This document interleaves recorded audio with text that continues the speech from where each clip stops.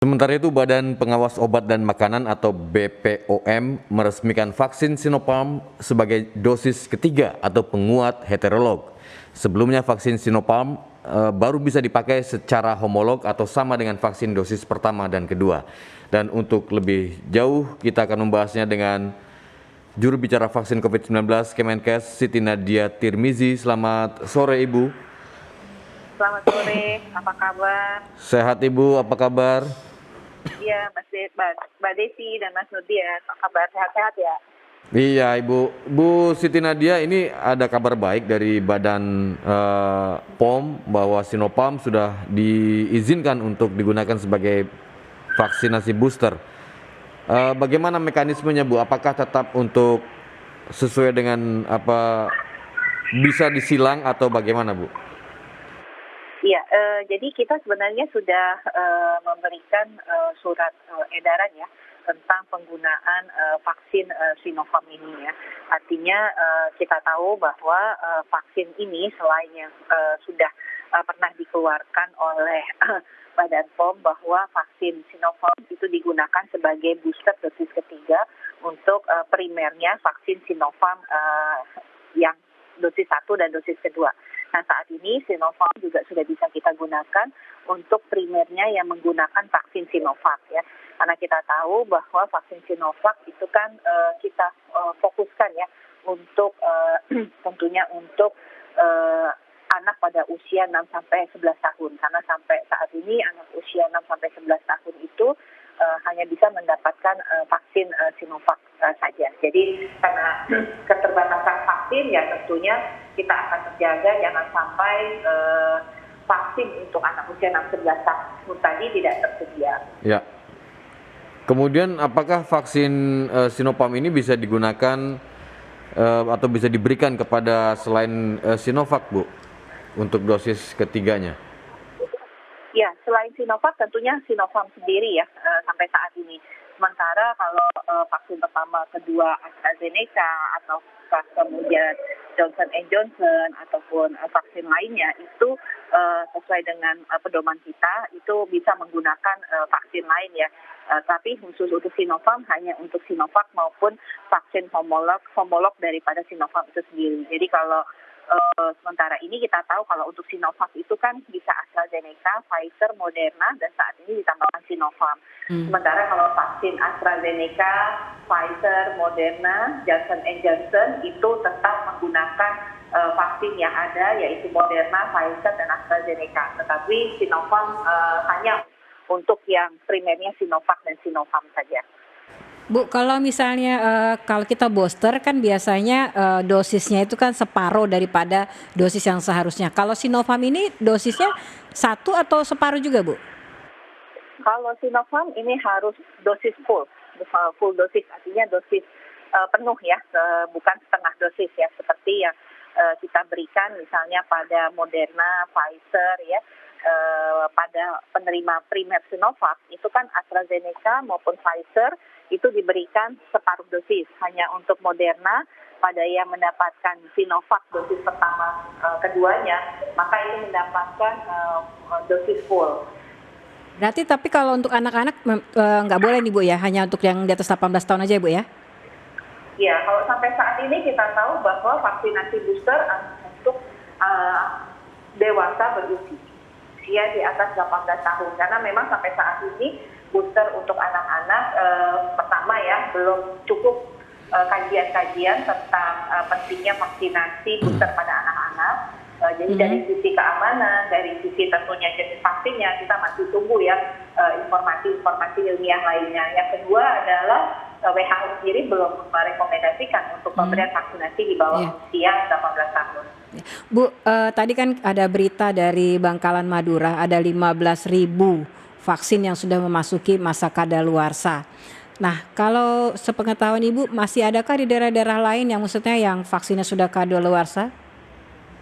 Ya, kita setiap minggu itu memberikan feedback ya dari data yang ada di kita terhadap vaksin-vaksin yang sudah kita distribusikan dan sudah mendekati masa habis pakai ya. Jadi perlu diketahui bahwa ada dua jenis daripada masa penggunaan vaksin. Karena kita tahu bahwa izin daripada peredaran vaksin ini adalah menggunakan mekanisme izin penggunaan darurat ya. Jadi vaksin itu sebenarnya bisa habis masa kadaluarsanya itu dalam 24 bulan ya. Tapi kemudian Badan POM dikarenakan memang jenis vaksin yang baru dan juga mekanismenya adalah penggunaan izin secara darurat, maka pemberian masa penggunaannya itu pada waktu-waktu tertentu dan ini yang bisa diperpanjang setelah dilakukan evaluasi. Bu, kalau misalnya kasus yang di Bangkalan itu katanya ternyata mereka baru terima tapi sudah memasuki masa kadaluarsa. Berarti kalau melihat kasusnya ini di mana salahnya Bu? Apa pengiriman yang lama atau memang nyangkut di mana atau gimana Bu? Ya, ini kalau kita lihat bahwa pengiriman tersebut itu sebenarnya adalah vaksin yang belum kadaluarsa ya, karena kita tidak mungkin mengirimkan vaksin yang sudah kadaluarsa. Nah, tapi ini harus dicek kembali apakah pengiriman vaksin ini dari gudang provinsi atau dari gudang pusat ya. Karena kalau kita tahu bahwa vaksin itu masa edarnya itu cukup pendek, apalagi pada vaksin-vaksin yang memiliki rantai pengelolaan yang khusus ya, seperti -70, -20. Jadi kita tidak akan mengirimkan vaksin yang sudah habis masa edarnya itu ke kabupaten kota untuk digunakan. Tetapi tadi pasti sudah ada rentang waktu tertentu dan ini pasti sudah dikomunikasikan ya tentunya dengan penerima kabupaten atau kota tersebut itu untuk kemudian apakah memang mereka bisa manfaatkan atau tidak. Jadi kita berharap bahwa vaksin ini kan digunakan secara optimal. Jadi kalau dia masih mempunyai masa edar atau masa penggunaan yang cukup ya, artinya walaupun tidak pajak, tapi kemudian ada daerah yang sangat membutuhkan untuk pelaksanaan tersebut dan bisa memanfaatkan secara optimal, itulah yang kita kirimkan atau distribusikan. Tapi ini kembali lagi harus dicek pada level mana distribusi itu terjadi. Jadi memang untuk mengoptimalkan vaksin yang sudah mendekati masa edarnya itu yang akan kita gunakan terlebih dahulu.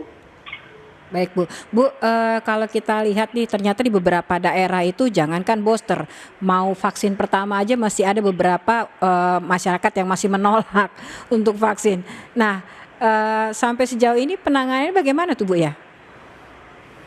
Ya, artinya ini kita harus menerus ya melakukan edukasi ya, bagaimanapun juga edukasi harus kita lakukan ya, dan tentunya melibatkan ya tokoh agama, tokoh masyarakat setempat untuk mengajak masyarakat agar mau divaksin ya, sambil tadi edukasi yang masif harus kita lakukan. Dan ini juga harus didukung dengan inovasi ya pemerintah daerah, mengingat bahwa salah satu indikator daripada PPKM itu adalah cakupan vaksinasi. Ibu Siti Nadia, beberapa negara juga sudah menggelar vaksinasi dosis keempat. Bagaimana dengan Indonesia Bu? Apakah ada rencana juga untuk melakukan hal yang sama? Ya, saat ini tentunya prioritas kita adalah menyelesaikan vaksinasi dosis primer ya. Vaksinasi dosis primer kita tahu bahwa dari sasaran 208 juta maka 194,8 juta itu sudah mendapatkan vaksinasi atau 93,5%-nya. Sementara yang mendapatkan dosis secara lengkap itu 155,4 juta atau kurang lebih 74,6%. Nah, kita juga harus mengejar ini Mas Nadia bahwa masih 17,4 masyarakat itu yang baru mendapatkan vaksinasi booster dosis ketiga. Jadi kita masih punya PR ya kalau kita ingin bahwa 70% masyarakat kita tervaksinasi, ini kita harus kejar. Karena tadi 70% dari 208 belum tercapai, tapi kalau 70% dari populasi itu masih sekitar 57%. Jadi ini harus kita kejar. Yang pertama. Yang kedua, cakupan vaksinasi dosis ketiga kita baru 17 juta ya. Artinya ini dari target 208 juta. Jadi 2 hal ini yang jadi prioritas kita. Dan tentunya vaksinasi booster keempat ini belum menjadi kebijakan ataupun prioritas lebih lanjut. Karena kita masih mengejar 2 vaksinasi tadi. Ya, jika pemerintah masih punya dua pekerjaan rumah yang sangat besar, Kemudian mobilitas juga masyarakat sekarang kemudian dilonggarkan. Menghadapi Ramadan dan Lebaran, bahkan ada rencana juga Lebaran atau Ramadan mudik diizinkan. Bagaimana mencegah agar tidak terjadi lagi gelombang keempat dan gelombang-gelombang berikutnya, Bu?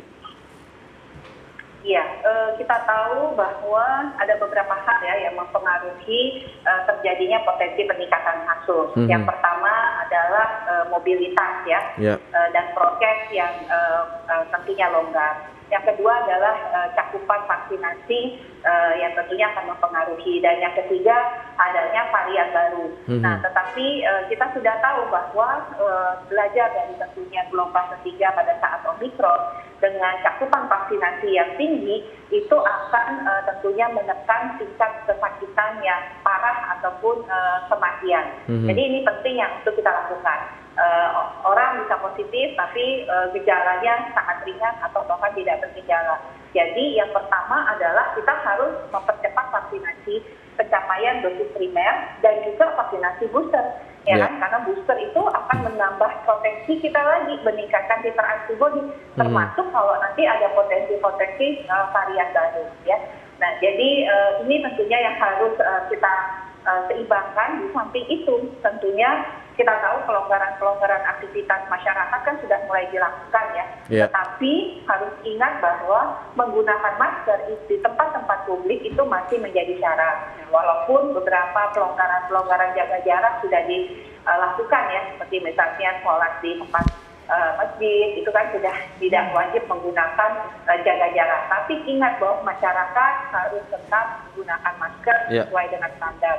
Nah, nanti terakhir kita lihat pada daerah-daerah yang mungkin kasusnya meningkat ataupun juga kasus positif meningkat, itu mungkin harus dievaluasi terkait mobilitasnya. Jadi multi intervensi yang harus kita lakukan.